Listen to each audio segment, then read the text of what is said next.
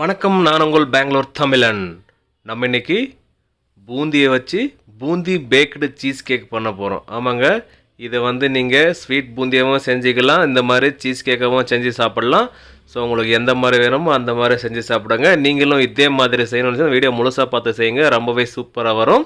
செஞ்சு சாப்பிட்டு பார்த்துட்டு கமெண்ட்டில் சொல்லுங்கள் எப்படி இருந்து நான் தெரிஞ்சுக்கிறேன். அப்படியே நம்ம சேனலை சப்ஸ்கிரைப் பண்ண பார்த்தா சப்ஸ்கிரைப் பண்ணிட்டு பக்கத்தில் பெல் ஐக்கனும் கிளிக் பண்ணி விடுங்க. அப்போ தான் அடுத்தடுத்து போடுற நோட்டிஃபிகேஷன் வரும் உங்களுக்கு.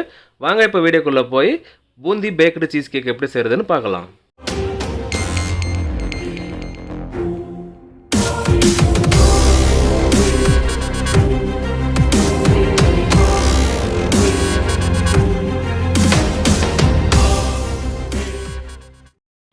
நம்ம செய்ய போகிற பூந்தி பேக்டு சீஸ் கேக்கு முதல்ல ஸ்வீட் பூந்தி செய்யணும். அதுக்காக சுகர் சிரப் ரெடி பண்ணிட்டுருக்கிறோம். இதுக்காக நம்ம எடுத்துருக்கிறது 1 கிலோ சுகர் போட்டு 1/2 லிட்டர் தண்ணி ஊற்றி நல்லா கொதிக்க விட்டுருக்கோம். ஒரு கம்பி பதம் வரட்டும். இப்போ அந்த சுகரில் இருக்கிற அழுக்கெல்லாம் எடுத்துடலாங்க. இந்த மாதிரி நம்ம செய்கிற மாதிரியே செய்யுங்க. ஒரு ஜாராக வச்சுட்டு இந்த மாதிரி க்ளீன் பண்ணுறப்போ அந்த சுகரில் இருக்கிற அழுக்கெல்லாம் பிரிஞ்சு வந்துடும். அதே மாதிரி இந்த சுகர் ஒரு கம்பி பதம் வந்தவே போதும். இது ரெடி ஆகிடுச்சு. ஸ்டவ் ஆஃப் பண்ணிடலாம். இன்னொரு பக்கம் ஆயில் சூடு வச்சுருக்கோம். ஆயிலும் சூடு ஏறி வரட்டும். அது கூடவே கடலை மாவு எடுத்துருக்கோம் 1/2 கிலோ அளவுக்கு. இதில் தேவையான அளவு ஃபுட் கலர் சேர்த்துக்கலாங்க. இது ஆப்ஷனல் தான், வேண்டாம்னா நீங்கள் ஸ்கிப் பண்ணிக்கோங்க. பட் இது கொஞ்சம் கலர் வேணுன்றதுனால நம்ம சேர்த்துருக்கோம். இப்போ தேவையான அளவு தண்ணி சேர்த்து இதை கரைச்சி எடுக்கிறோம். கட்டிகள் இல்லாமல் இருக்கணும் அந்த மாவு. ஸோ அதனால் நல்லா கொஞ்சம் கொஞ்சமாக தண்ணி சேர்த்து இதை கரைக்கிறப்போ நல்லா சாஃப்டாக வருங்க. அது எந்த மாதிரி பதம் இருக்குன்றதை காமிக்கிறேன், அதை பார்த்து நீங்கள் செய்யுங்க. அப்போ தான் கரெக்டாக அந்த பூந்தி ரெடியாகும். அதிகமாக தண்ணி சேர்த்துட வேண்டாம், கொஞ்சம் கொஞ்சமாக சேர்த்து மிக்ஸ் பண்ணலாம். நம்ம எப்படி செய்கிறோன்னு பார்த்தாலே தெரியும் உங்களுக்கு. இப்போ பாருங்கள், கட்டிகளெல்லாம் கரைஞ்சிடுச்சு. அதுக்கப்புறம் கொஞ்சமாக தண்ணி சேர்த்து இந்த மாதிரி மிக்ஸ் பண்ணியிருக்கோம். இப்போ பாருங்கள், கையில் எடுத்து பிடிக்கிறப்ப பாருங்கள் அது எப்படி ட்ராப்பாக இறங்குது. இந்த மாதிரி வரணும். அப்போ தான் பூந்தி சூப்பராக வருங்க. அடுத்ததாக பூந்தி செய்கிறதுக்காக பூந்தி ஜாரா எடுத்துருக்கோம் பாருங்கள். இப்போ இந்த ஜாரா வச்சு தான் நம்ம பூந்தி செய்ய போகிறோம். ஆயிலும் நல்லா சூடேறி வந்துருச்சு. இப்போது நம்ம ரெடி பண்ணி வச்சுக்கிற அந்த மாவை அப்படியே இந்த பூந்தி ஜாராவில் ஊற்றினோம்னா அப்படியே முத்து முத்தாக இறங்குது பாருங்கள் கீழே. இந்த பதத்தில் மாவு மிக்ஸ் பண்ணதாங்க இந்த மாதிரி நல்ல ஒரு உருண்டையாக, அதாவது முத்து முத்தாக இந்த பூந்தி வருங்க. கொஞ்சமாக மாவு சேர்த்துட்டு இதை நம்ம அப்படியே லேஸாக கை வச்சு மிக்ஸ் பண்ணணும். ரொம்ப ஸ்பீடாக மிக்ஸ் பண்ணிடலன்னா வால் வந்துடும். ஸோ அதனால் ஸ்லோவாக இந்த மாதிரி மிக்ஸ் பண்ணலாங்க.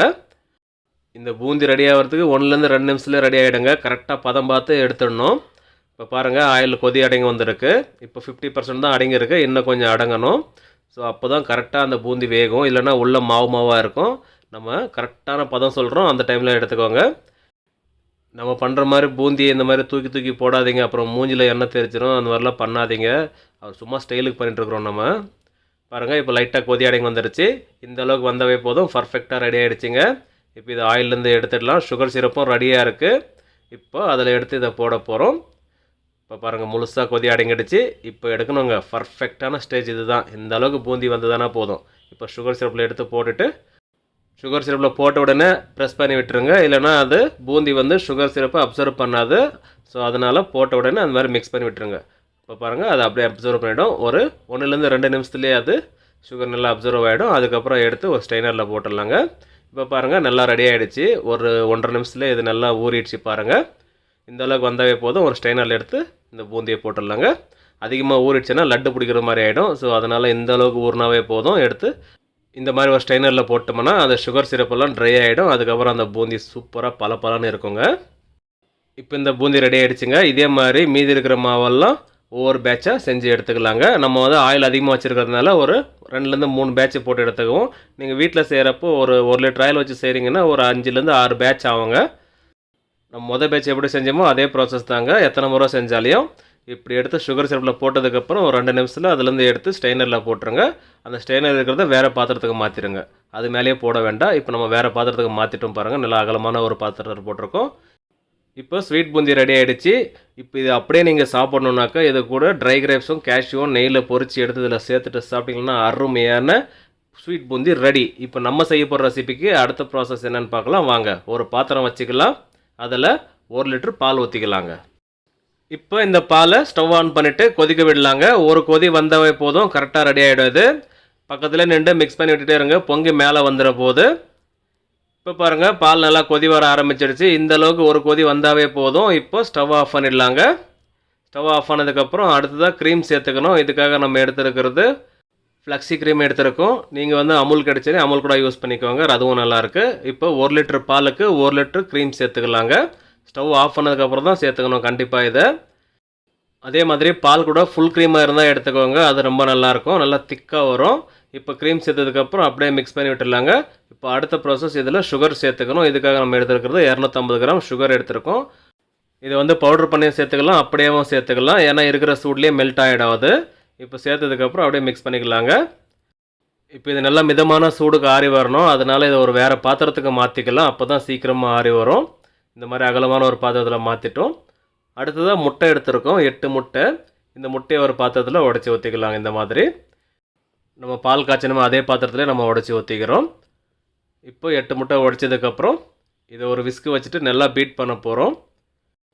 இந்த மாதிரி ஒரு 2-3 நிமிஷம் மிக்ஸ் பண்ணாவே போதும், கரெக்டாக ரெடி ஆகிடுது. அடுத்ததாக வெனிலா எசன்ஸ் எடுத்துருக்கோம்.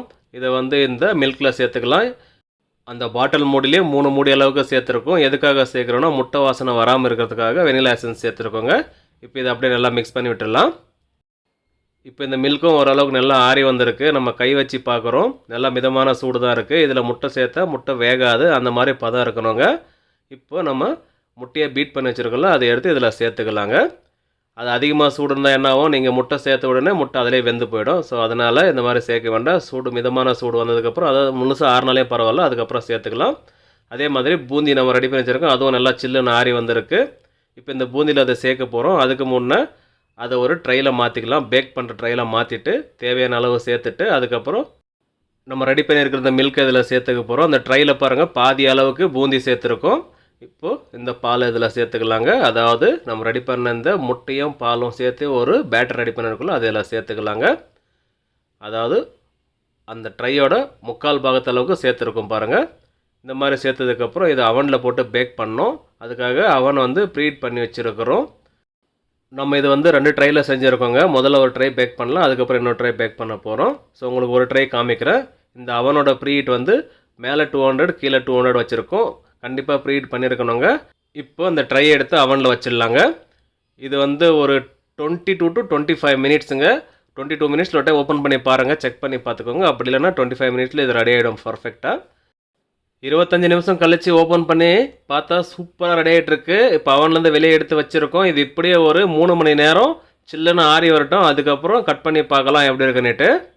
இது கொஞ்சம் நல்லா சில்லுன்னு ஆகட்டும், அதுக்கு முன்னே கட் பண்ண வேண்டாம். ஆறுனதுக்கப்புறம் கட் பண்ணால் தான் நல்லாயிருக்கும், அப்போ தான் டைட் ஆகுங்க.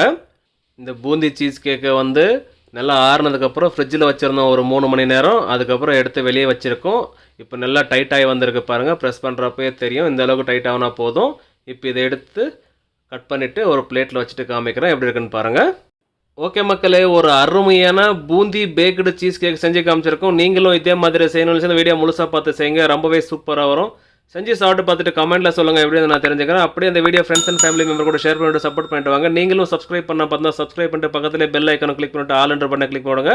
அப்போ தான் அடுத்தடுத்து போடுற நோட்டிஃபிகேஷன் வரவங்களுக்கு மேலும் மேலும் சப்போர்ட் பண்ணிட்டு வாங்க. மீண்டும் அடுத்த வீடியோவில் சந்திப்போம். பாய்.